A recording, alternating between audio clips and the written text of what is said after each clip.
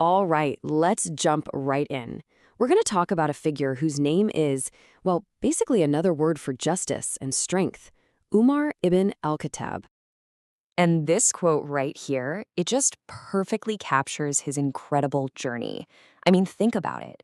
Omar, may Allah be pleased with him, went from being one of Islam's biggest opponents to its most powerful defender. What a transformation. And it wasn't just anyone who saw his greatness. The Prophet Muhammad, peace be upon him, said this about him. Just let that sink in. It tells you everything you need to know about the kind of integrity and trust he commanded. Okay, so that's the history.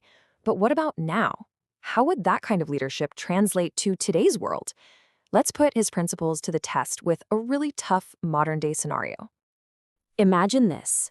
A sudden airstrike kills innocent people, and peace talks are about to collapse. So what would a leader like Umar do in that exact situation? How would he respond?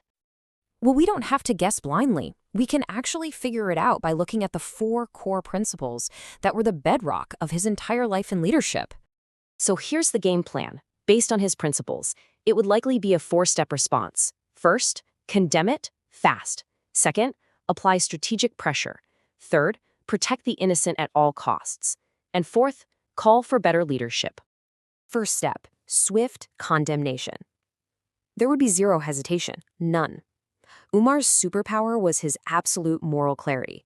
He'd call out injustice for what it is, right away, without mincing words or worrying about political games. And second, he wouldn't just stop at words. Oh no, he was a brilliant strategist. He'd immediately start building a coalition, getting other nations on board to apply real, unified, diplomatic and economic pressure. Actions, not just words. Principle number 3 is maybe the most important of all, protecting the innocent. For him, this wasn't just policy, it was a sacred duty. He would demand full accountability for every single innocent life, making their safety the absolute top priority. And this quote, wow, when will you stop enslaving the people, though their mothers bore them as free men? This says it all, doesn't it? It shows his deep, unwavering belief in the freedom and dignity of every single human being. For him, justice wasn't some abstract idea. And finally, the 4th principle. He would look at a crisis like this and see it for what it is, a massive failure of leadership. He would challenge leaders everywhere to step up, to act with real integrity, and to be a source of security for people, not chaos.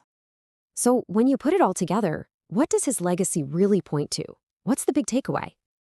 It teaches us something so profound, that real strength isn't about how much you can destroy. It's about having the courage to build, the will to protect, and the backbone to stand firm against injustice.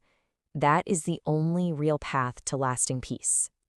And that leaves us with a big question, for you, for all of us. How can we take these principles, justice, strength, integrity, and actually apply them in our own world today? Hey, if this got you thinking and you want to explore more stories like this, please do subscribe to our YouTube channel, Sahaba Role Models. We'd love to have you. Thanks so much for joining us.